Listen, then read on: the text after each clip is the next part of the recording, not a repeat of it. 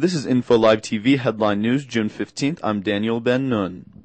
Prime Minister Ehud Olmert has concluded that Israel is willing to swap convicted terrorist Samir Kuntar for the two abducted IDF soldiers Ehud Goldwasser and Eldad Regev, who have been held in Lebanon for the past 2 years. Kuntar is serving multiple life sentences in Israel for the killing of 4 Israelis in a 1979 cross-border raid into northern Israel. The victims of the attack included a 28-year-old man and his 4-year-old daughter, whose head Kuntar repeatedly smashed against a rock before crushing her skull with a rifle butt. Prime Minister Ehud Olmert slammed Defense Minister Ehud Barak on Sunday, saying that Barak is the only one preventing a Gaza operation, and that if the Defense Minister supported such an operation, it would happen. Olmert's remarks came in reaction to a statement made by Barak on Friday, saying that the pending decision on Kadima primaries is preventing a decision on a military operation in the Gaza Strip.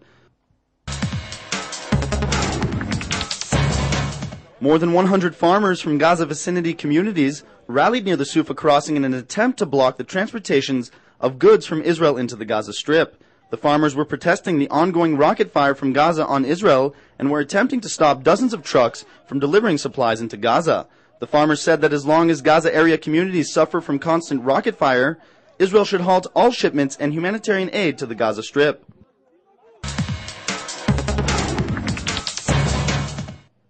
Hours after U.S. Secretary of State Condoleezza Rice arrived in Jerusalem, top defense officials slammed a recently launched U.S. initiative under which Palestinian soldiers have been deployed in Nablus and Jenin. According to the officials, terrorist activity has increased in Ramallah since some 600 Palestinian soldiers were allowed to deploy in the West Bank city last month. Plans to establish the first ever museum dedicated to Ethiopian Jewish culture and history have been approved by the Knesset, marking a serious effort by legislators to raise the profile and preserve the heritage of the 110,000-strong community.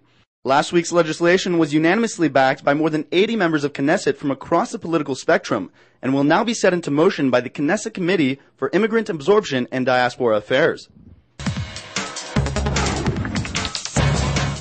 Officials say 2 top advisors to French President Nicolas Sarkozy have met with Syrian President Bashar Assad in the latest sign of a thaw in bilateral ties. A senior French official said the talks were useful and constructive and focused largely on bilateral ties, Lebanon, and Israeli-Syrian relations.